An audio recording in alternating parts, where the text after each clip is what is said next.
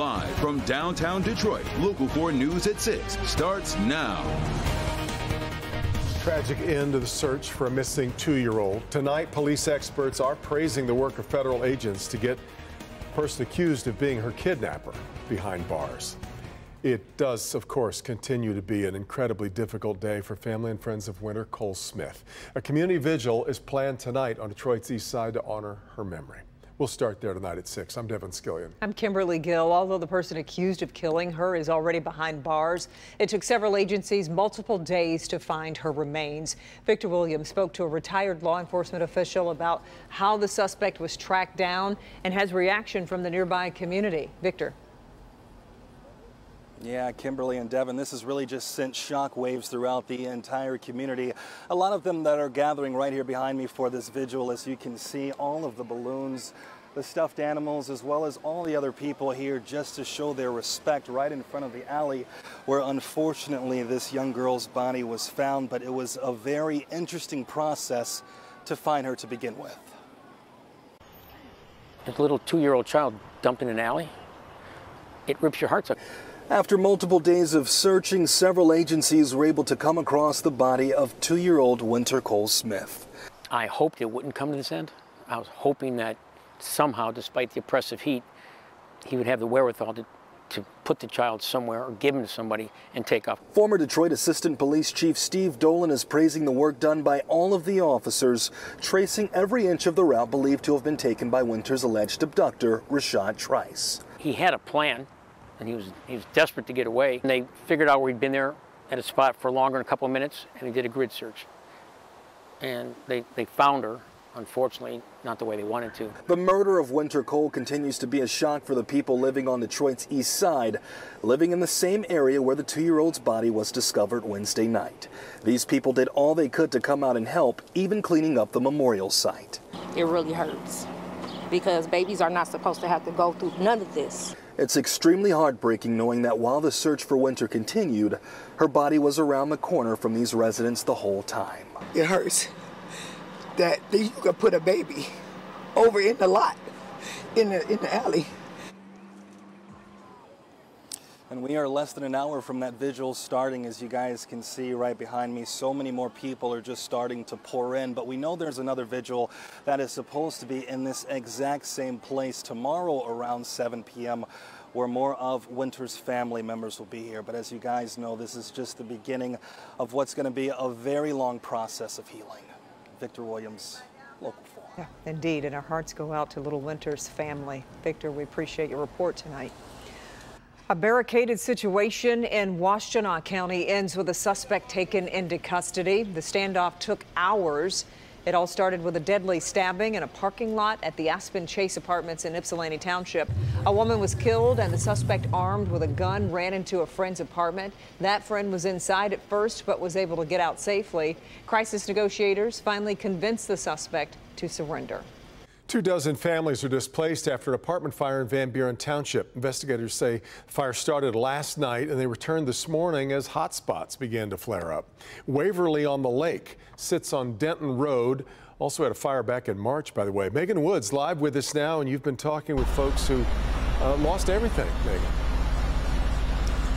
Everything. And Devin, like you mentioned, for some of these families, this is the second time they've been displaced in 1 year. We talked to the fire chief. He says in recent years, they've responded to 4 fires at this apartment complex. So this one started last night around 8:30 when people started seeing flames on the roof of the building. The major concern is that this is the second fire this year. Shannon Fryover lived in one of the 24 units destroyed by the fire and says there was another fire in the complex in the beginning of the year. If you drive by that building, you'll still see that that apartment, these many months later, is still boarded up. I know some of those people came to live in my building, and now they, again, for the second time this year, don't have any place to live. She's not sure how old the buildings are, but says her apartment and others have had electrical issues in the past. I've lived there for a year and a half, and when I first moved in, I had 10 outlets in my apartment that didn't work in various rooms. So while Van Buren Fire Department is investigating the cause, it was a pretty fast-moving fire because it was along the roof line. Got through the firewall and just continued on, so it burnt the roof off the 3rd floor. Shannon is staying at a hotel and looking for a new place to live. Me personally, no. I will not stay at that place. It's too many fires. That building is a total loss, and again, what started that fire is still under investigation. The good thing, American Red Cross did respond, and they're helping all these residents figure out what's next for them. Reporting live, I'm Megan Woods, Local 4. It's so hard. All right, Megan. Water is, of course, one thing we cannot live without. And now a new report suggests nearly half of the drinking water in the U.S. is contaminated with what have become to be known now as forever chemicals. Right, so they're called forever chemicals because they don't just linger in the environment, they also last forever in our bodies. Dr. Frank McGeorge is here to explain why that's such a major concern. Doc. Well, Kim and Devin, the chemicals are known as PFAS, PFAS, and they aren't just one chemical. They're really a class of chemicals consisting of thousands of man-made substances. Now, growing awareness has led to better tracking by state and federal agencies, but this new report finds they are even more common than previously thought. This map of the United States shows locations that were tested for the forever chemicals known as PFAS by the U.S. Geological Survey. The areas with blue circles were positive for PFAS. The larger the circle, the more PFAS detections there were. You can see here in Michigan, while there were several areas that tested positive, the concern is not as wide as in other parts of the U.S. To do the survey, scientists collected water samples directly from taps in 716 locations throughout the U.S. 447 were from public water sources and 269 were from private wells. Ultimately, at least one PFAS was detected in 40% of public supplies and 20% of private wells. The finding of PFAS in well water is especially concerning because these private wells are not generally tested for this type of contamination.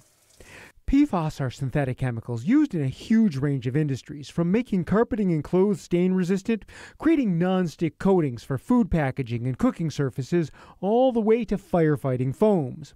While the effect of PFAS on human health is still being studied, there is information suggesting they may affect growth, learning, and behavior in infants and children, lower a woman's chance of getting pregnant, interfere with body hormones, increase cholesterol levels, affect the immune system, and increase the risk of cancer. Now, for those of us who drink the water from municipal sources that are supplied by the Great Lakes Water Authority, which is basically the majority of Southeast Michigan, the good news is their annual testing has not found any PFAS in our drinking water. Yeah, really good. So for people who are concerned and want to filter out these chemicals, how easy is that to do? Well, actually, it's not as easy as you might hope, to be honest. The only two systems that some people might have access to either use multi-stage filters or reverse osmosis filters. The filters that you might have attached to your tap, like a Pure filter or maybe a Brita filter pitcher, they actually do not remove PFAS. So it's harder to get rid of than you might think. There's been the suggestion that Michigan has a bigger PFAS problem than other places, but some have said no, Michigan is just testing more than other places have. This would suggest that everybody's got this problem. Everybody does, and certainly along the East Coast where there's more manufacturing areas, those are certainly hot spots for PFAS. Incredible. Yes. Okay, Dr. McGeorge, thank you. All right, new data on Thursday reveals last month was the planet's hottest June ever recorded. This is really interesting. Several heat records were tied or broken Wednesday in the U.S. with new warnings and advisories in effect across a number of states Thursday, with highs in several cities expected to hit or top 110 degrees. Forecasters anticipate the records will continue to keep breaking. Planet Earth just had its hottest days on record ever. The world's average temperature Tuesday and Wednesday just under 63 degrees Fahrenheit. The previous high was in August of 2016 when it was around 62.5 degrees. This from two climate tracking agencies in the U.S. and Europe. 62 degrees may not sound high, but weather experts point out it includes half the planet that's in winter right now. And the coldest regions, such as Antarctica, melting ice means the Earth is reflecting less sunlight and absorbing it into the darker color rose-colored oceans, pushing up temperatures. In the U.S. Wednesday, several heat records were tied or broken. Cities in Texas, Georgia, and across the Pacific Northwest setting new highs. In Washington state, residents are dealing not only with heat, but wildfires. The Tunnel 5 fire has charred more than 500 acres so far, while anxious residents across the border in Hood River, Oregon, look on. This west wind's going to just come in with a vengeance. When you see those flames just going up the side of the hill, you don't know what's going to happen. No injuries reported there yet as firefighting efforts continue, but officials warn that isolated dry thunderstorms could ignite new fires in the region. Arizona's fire risk is at a critical level Thursday as excessive heat warnings persist across that state and other parts of the Southwest. Some scientists say the El Nino weather pattern combined with the evolving climate crisis means more heat records could be broken before year's end. And Florida is having one of the hottest years in history. Temperatures have been 3 to 5 degrees above normal in the Sunshine State. Well, let's drill down on our little part of it. Yeah, really. Where it was really soupy kind of today. Hot and humid. Let's get over to Ron with your forecast, Ron. You know, that humidity, it feels a little bit more like if you're visiting down toward the Gulf Coast. It is muggy across the region. We're seeing some showers popping up on the Exact Track 4D radar. Now, we've had some of those showers over toward St. Clair County as well. A lot of that activity is starting to move over toward the Sarnia area. Still a couple of showers also scattered across the region. But if we go a little bit tighter, zooming in with our Exact Track 4D, you can see some of those showers around Marysville, St. Clair, and then another line that's starting to fire up as we get over toward Genesee County and northern Livingston County, right around Argentine and Argentine Township. We're seeing that cell moving through the area, also some right around the Holly area. And as you go about the area, perhaps you have to drive across US 23 this evening. We're going to see the arrival times for this heavy rain right about the next few minutes as we get into the Fenton area, 6:15 to 6:16. That's when we expect their arrival. Over in Holly, the heavier rainfall with this line coming around 6:25. So make sure that you are planning ahead if you have to drive across US 23 and then eventually US as you go over toward I-75 as well. So a lot of scattered showers across the area. We have a cold front that is moving through. That is going to bring us some relief from all this heat that is out there. The chances of the rainfall dropping this evening as we get toward midnight, things start to clear on up. But then we have another chance of a sprinkle or two coming tomorrow, and then a better chance coming on Saturday. You see some of those scattered showers possible. Right now, those temperatures out there very warm as we get a view of some partly cloudy conditions. Temperatures ranging from the mid-80s in Detroit to the mid-70s out there. I'm going to talk more about these temperatures and also when we get the rain out of the picture.